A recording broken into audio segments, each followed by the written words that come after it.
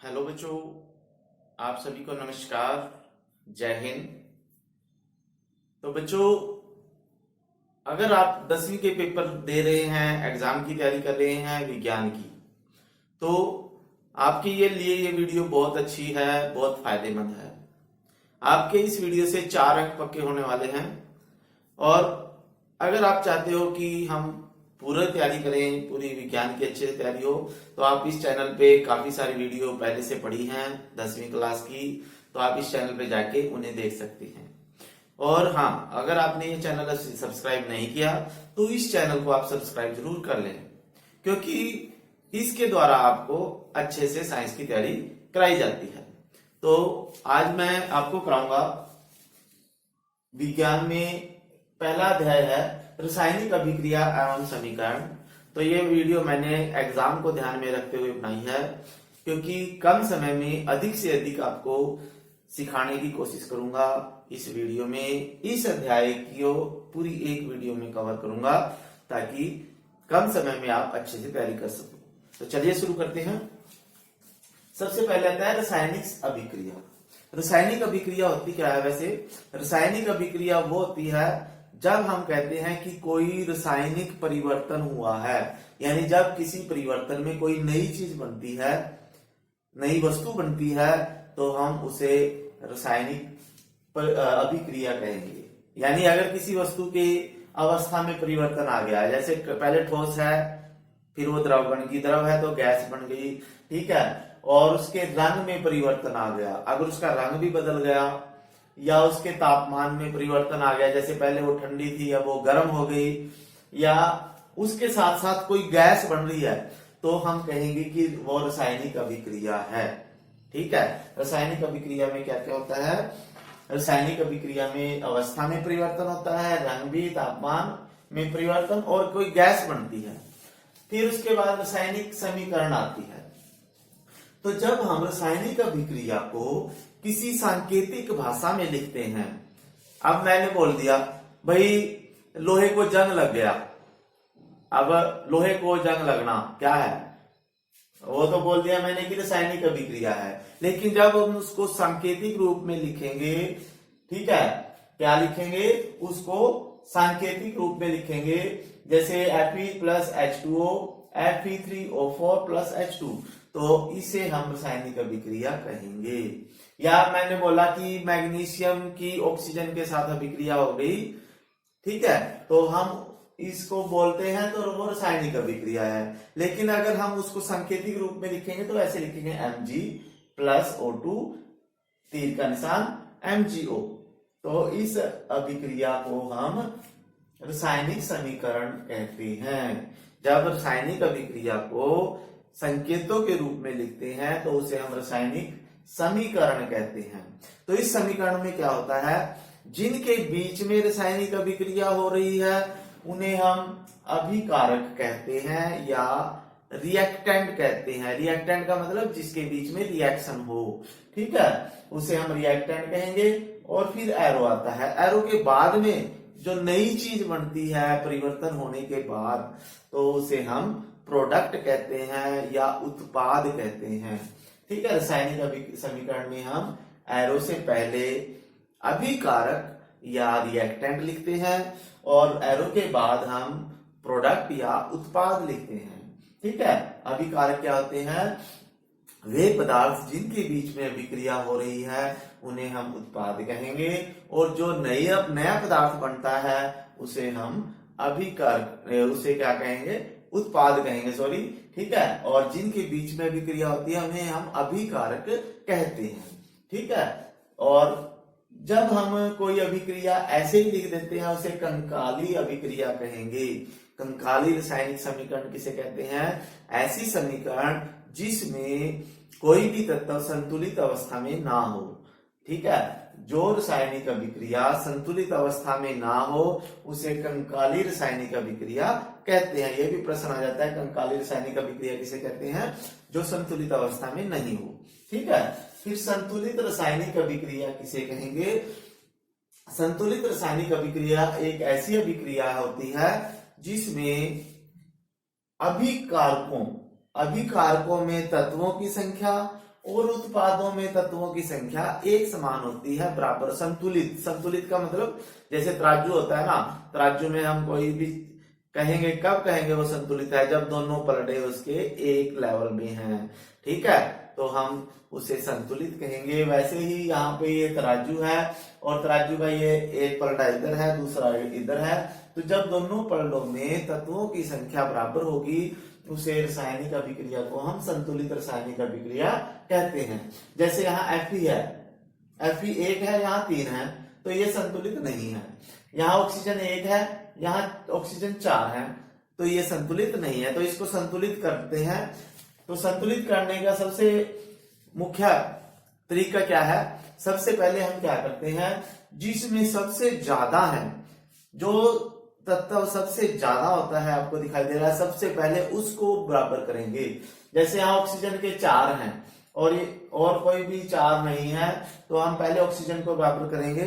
तो ऑक्सीजन को यहाँ 4 है तो इधर भी 4 करना है, तो हम यहाँ आगे 4 लगा देते हैं। तो ये मैंने यहाँ 4 लगा दिया, ठीक है। अब जब हम यहाँ 4 लगाएंगे तो हाइड्रोजन यहाँ पहले 2 थे, वो अब 4 दूनी 8 बन गए।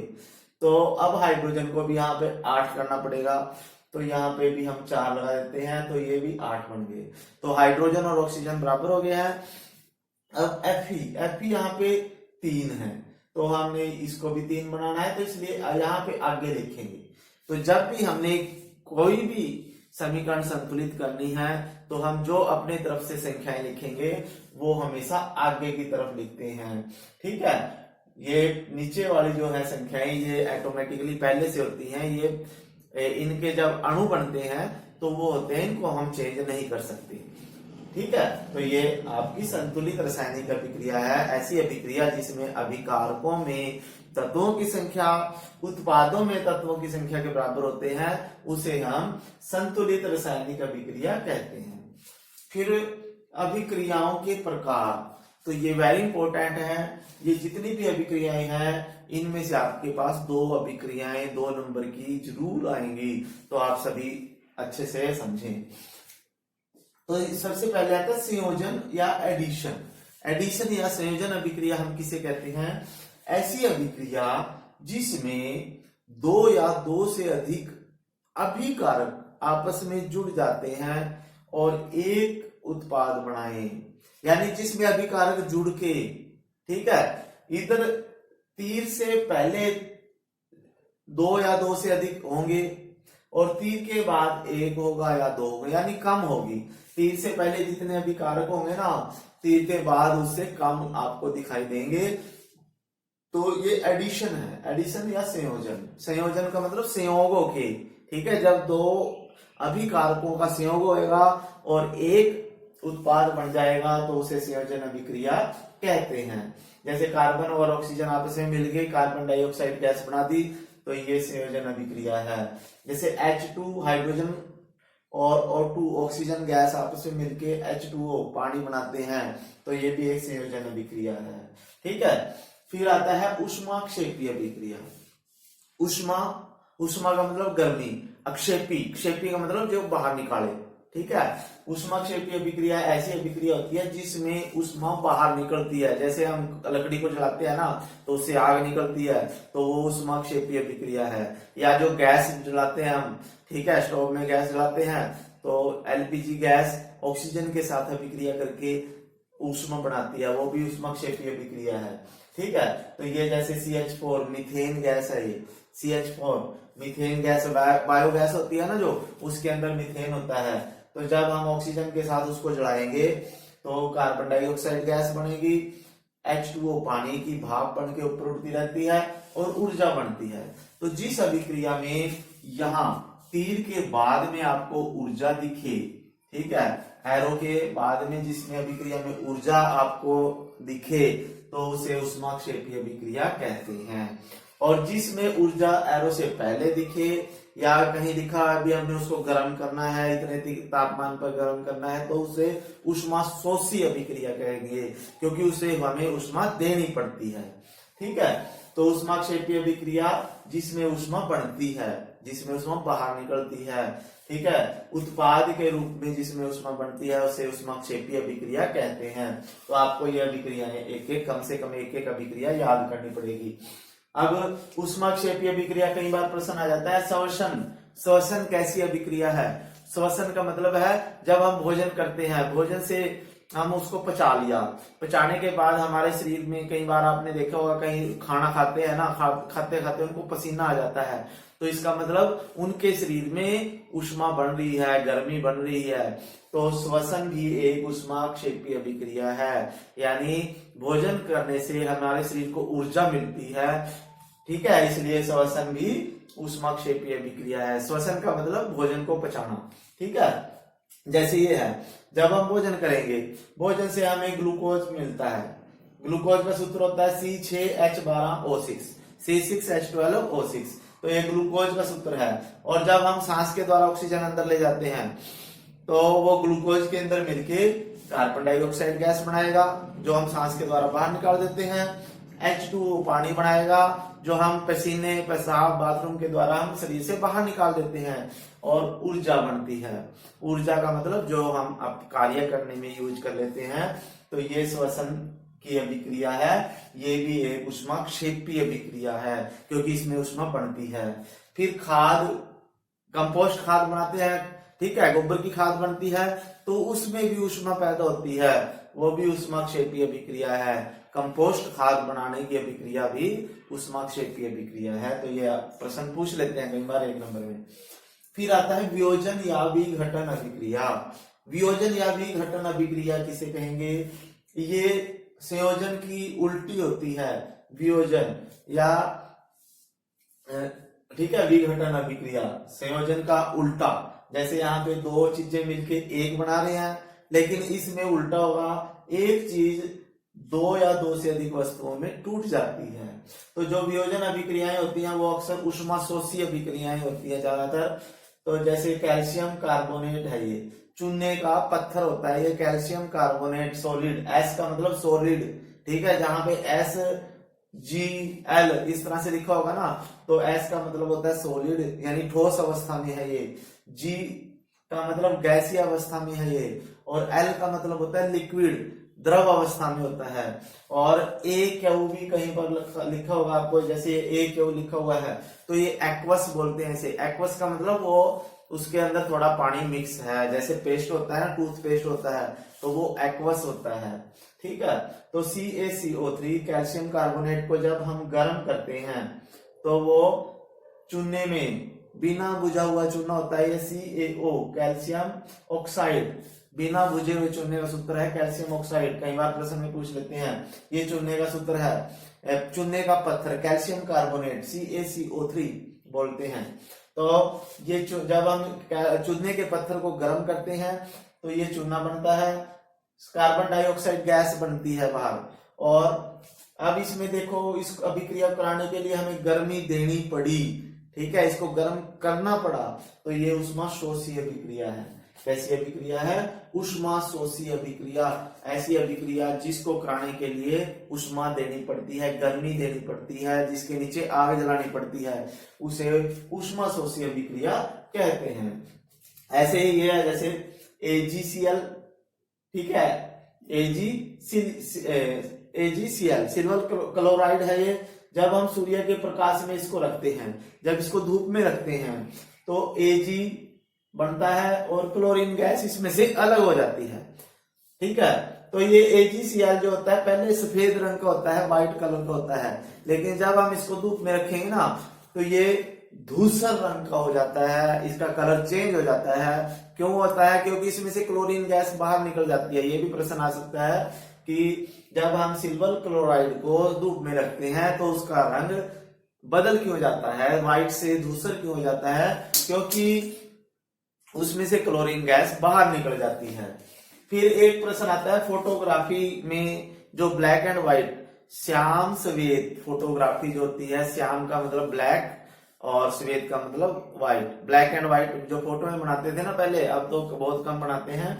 तो फोटोग्राफी में भी इस अभिक्रिया का यूज होता है AgBr, ठीक है।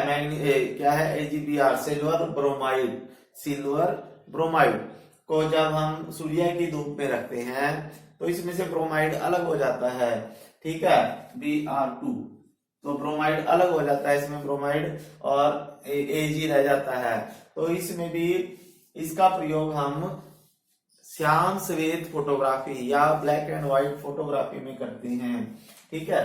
फिर उसके बाद आपके पास आता है प्रश्न विस्थापन अभिक्रिया।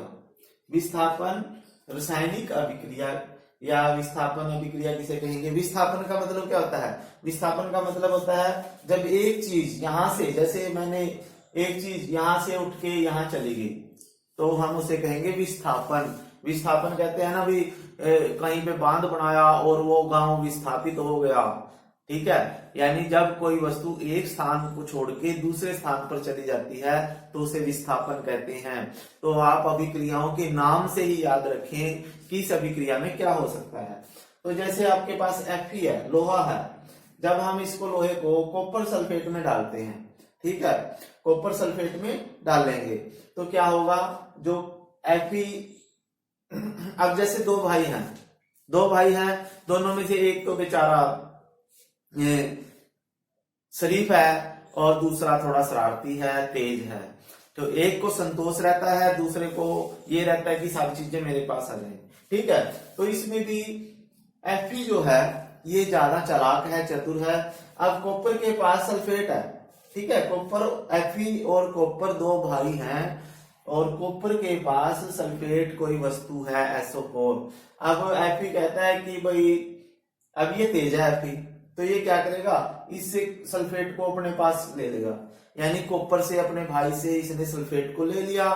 तो ये देखिए सल्फेट को पास Fe के पास सल्फेट आ गया SO4, ठीक है, और कॉपर अकेला रह गया, यानी कॉपर से उसने सल्फेट को छीन लिया।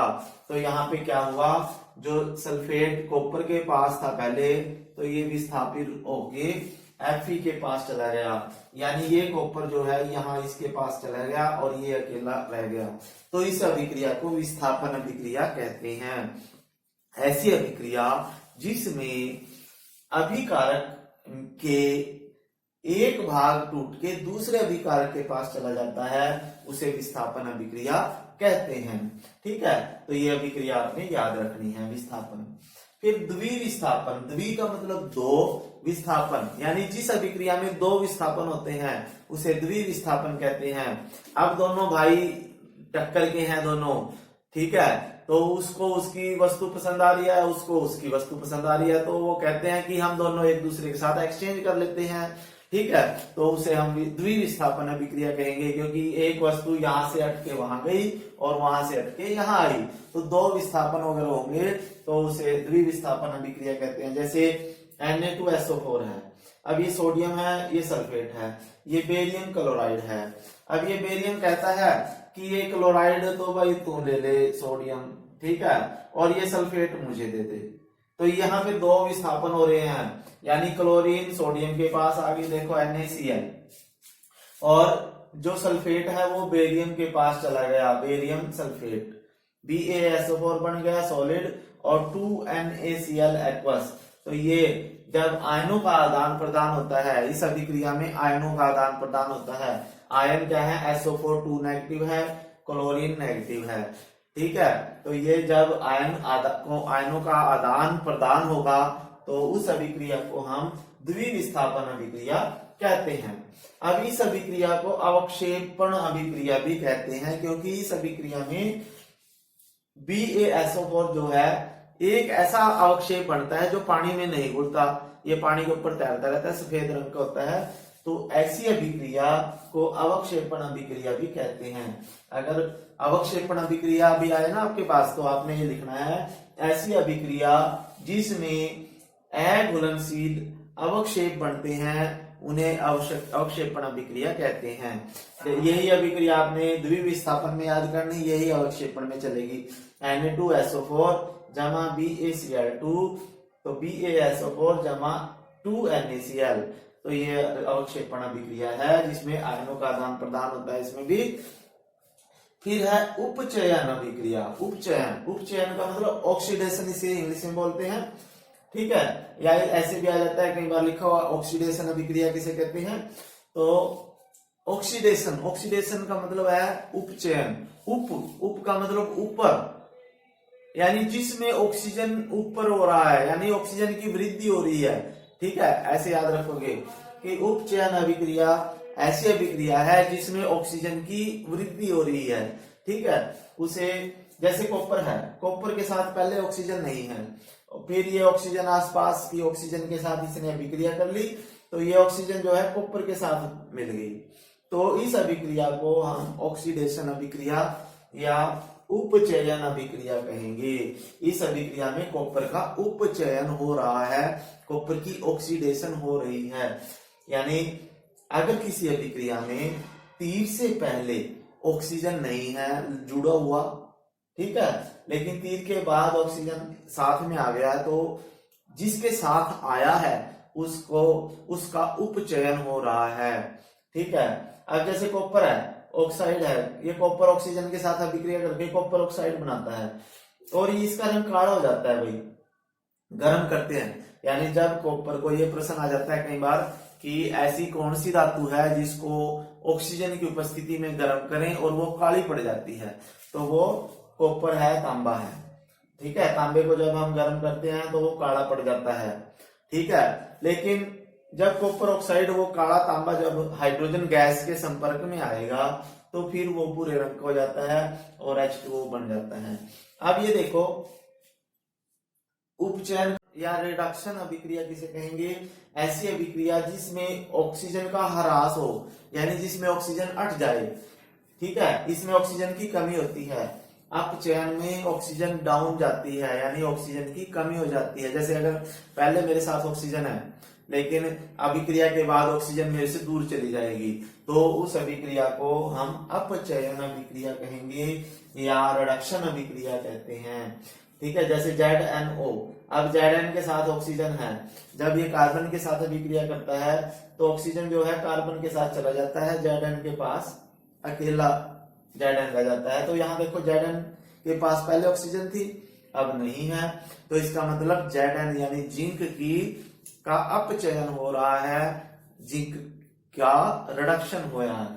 ठीक है, तो और लेकिन यहाँ देखो कार्बन के पास पहले ऑक्सीजन नहीं थी, लेकिन अब कार्बन के पास ऑक्सीजन है, तो इसका मतलब कार्बन की ऑक्सीडेशन हुई है, कार्बन का उपचयन हुआ है, क्योंकि कार्बन में ऑक्सीजन की वृद्धि हुई है।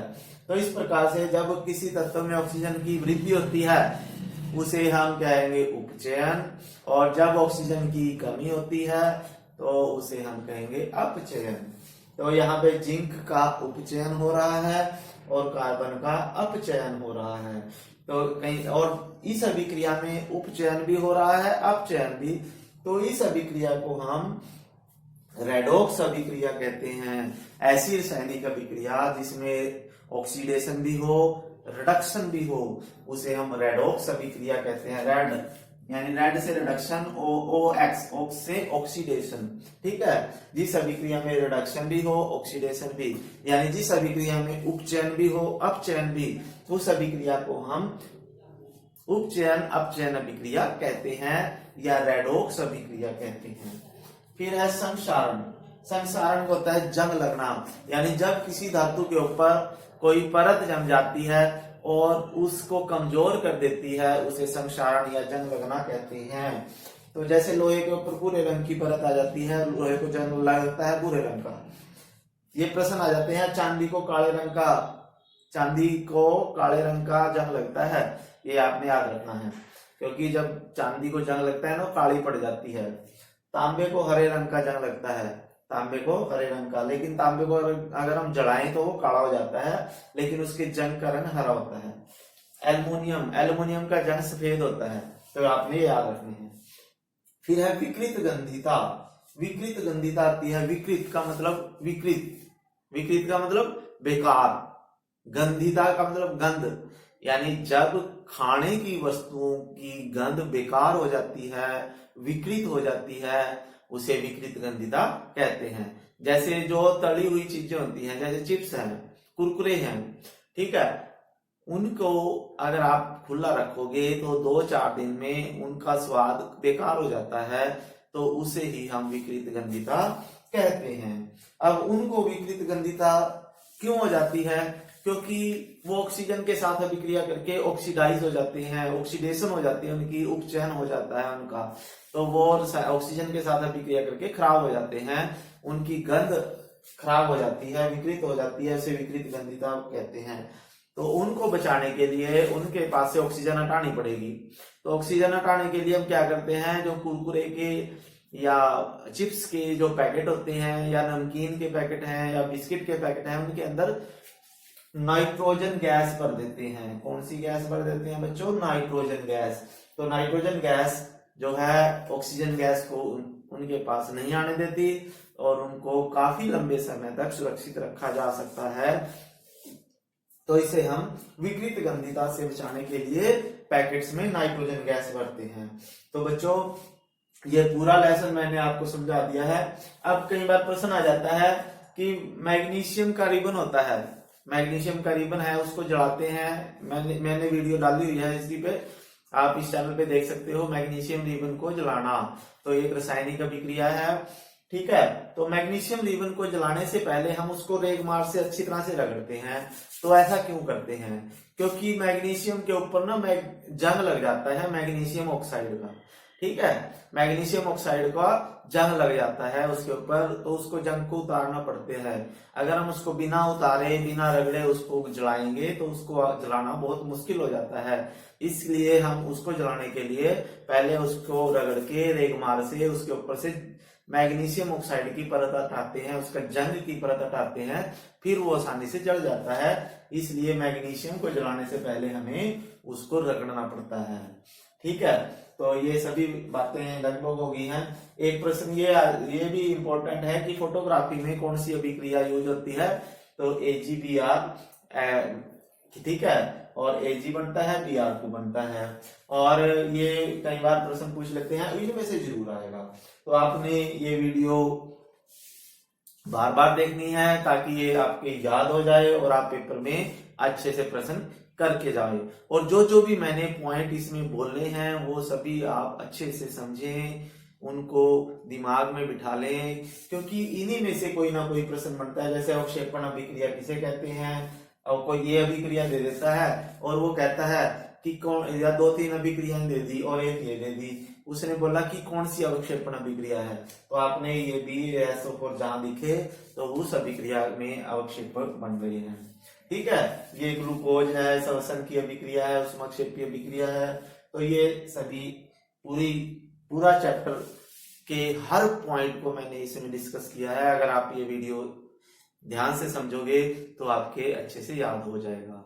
और हाँ, अगर आपको ये वीडियो अच्छी लगी तो आप इसे लाइक कीजिए, अगर नहीं अच्छी लगी तो डिसलाइक कर दीजिए, ठीक है। और अपने दोस्तों को जरूर शेयर कीजिए ताकि वो भी इसका फायदा उठा सकें, ठीक है बच्चों। फिर मिलेंगे नई वीडियो के साथ, तब तक के लिए आपको जय हिंद।